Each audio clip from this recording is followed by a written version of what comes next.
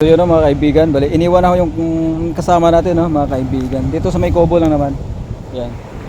At babalikan ho natin yan mamaya. Bali babalikan na lang ho natin siya, no.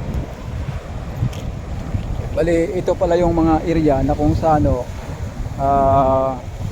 pinuntahan na to ng marami, no, ng mga vloggers at mga mga nagtatrabaho sa radio communication ng mga kaibigan. So ito yung pinakamalapit na dagat dito, no, sa may Bakhaw, mga kaibigan. Abay, napakaganda rito mga kaibigan.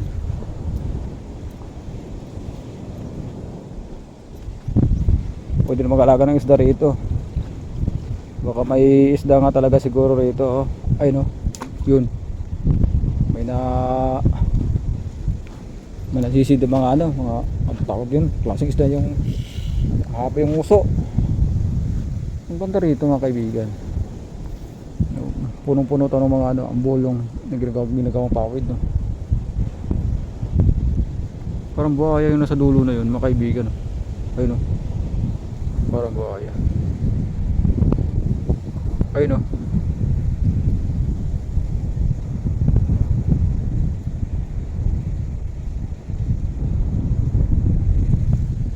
Ano?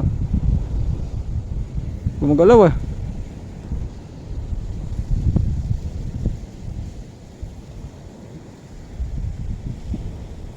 Nagalaw nga.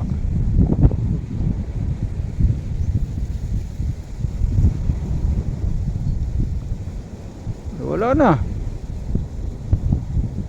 Ayun, oh. Nawala na mga kaibigan, oh. Ayan, lumitaw na naman siya. Ano kayo yung na yun? Ayun, oh. Mga kaibigan, ayun, oh. Gumagalaw siya, eh. Sa banda, oh.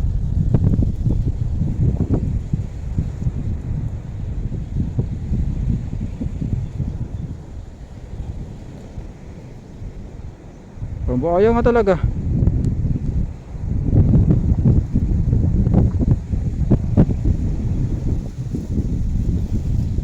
Nako.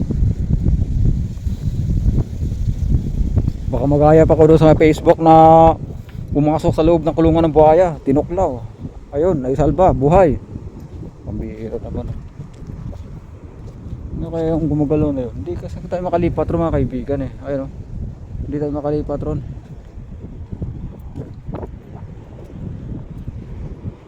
Papaluwi ko yung buhaya na ito. Ito, may pamalo na ako pag sakasakali na lumapit sa akin. Tok!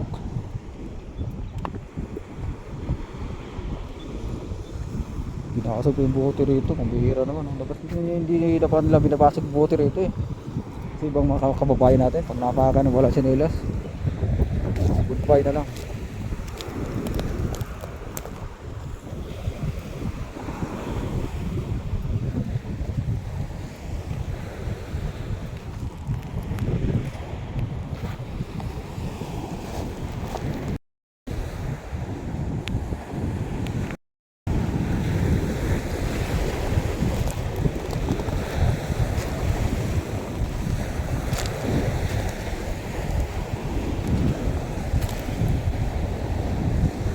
Madami.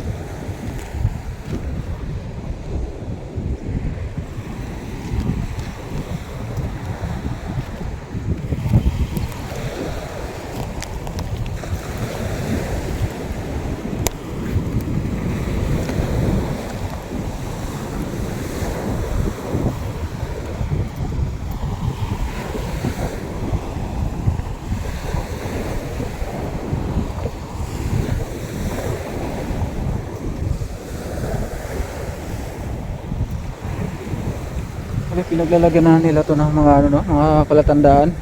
Ito na yata yung mga lupang nabili dito ng mga kaibigan, kaya pinagtutusukan na nila ng mga poste.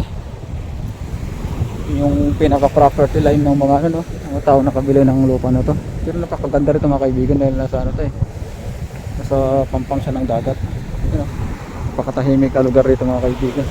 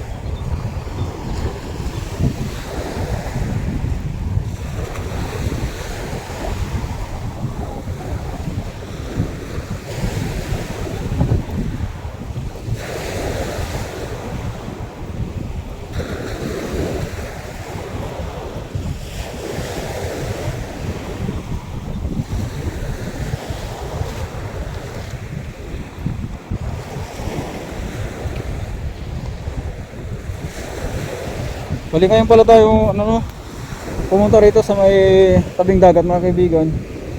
Pinili ko talaga tong oras na to. Umaga to ngayon, no? Time check mga kaibigan. Mag-alas 10 na mga kaibigan.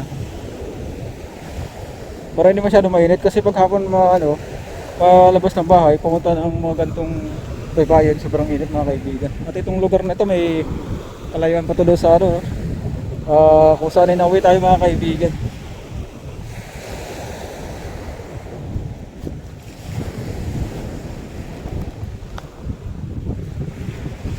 So dito na yung mga basura, no, ilusod ng ano, tubig dagat. Andito na ho yung mga basura.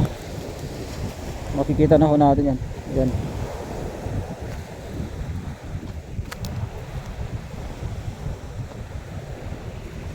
May mga higaan pa rito. May nakita kong higaan dito.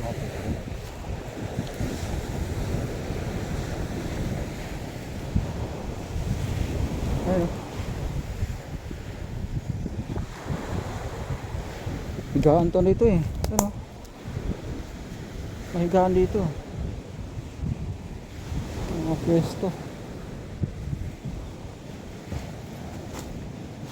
Ito. Ano pa ito mga kaibigan? Maaaring may mga bayay mga ganito.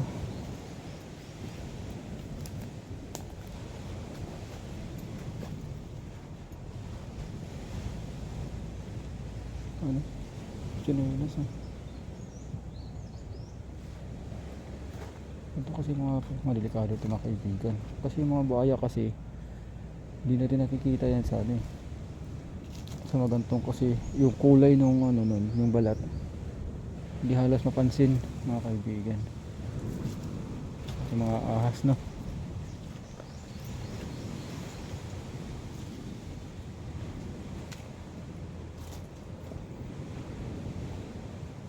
Ay mga kaibigan. Nakain siguro to. Nakain siguro to mga kaibigan. Yung ano lang ano, ang bulong pinakabonga.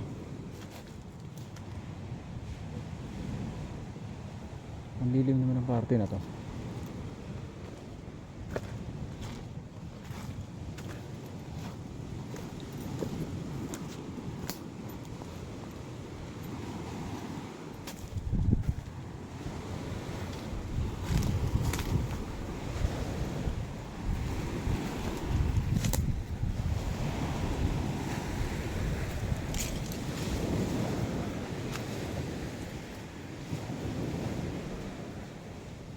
May daanan doon.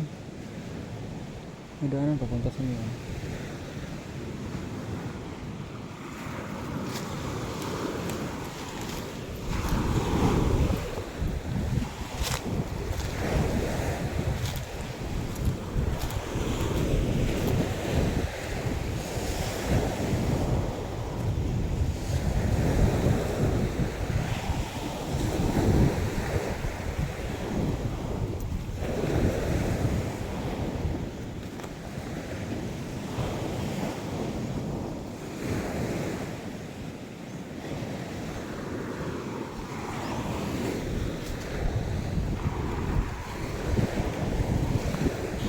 Pinapuputo na nila yung nyog rito kasi sayang nga rin naman yung nyog pag hindi nila pinutol dito mga kaibigan.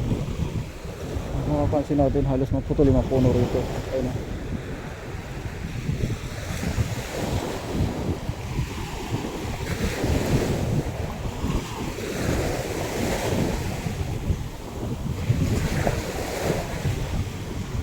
Low tide naman ngayon mga kaibigan. Ang problema lang medyo may kalakasan ng hampas na tubig dagat no, mga kaibigan.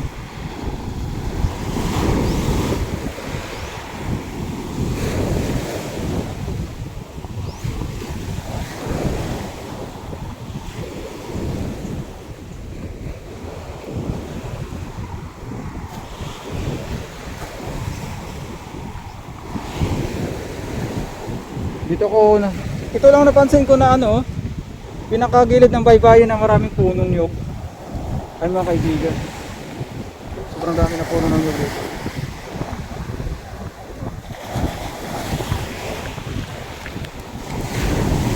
malakas na yung ano, yung sipa ng tubig dagat mga kaibigan. Ano?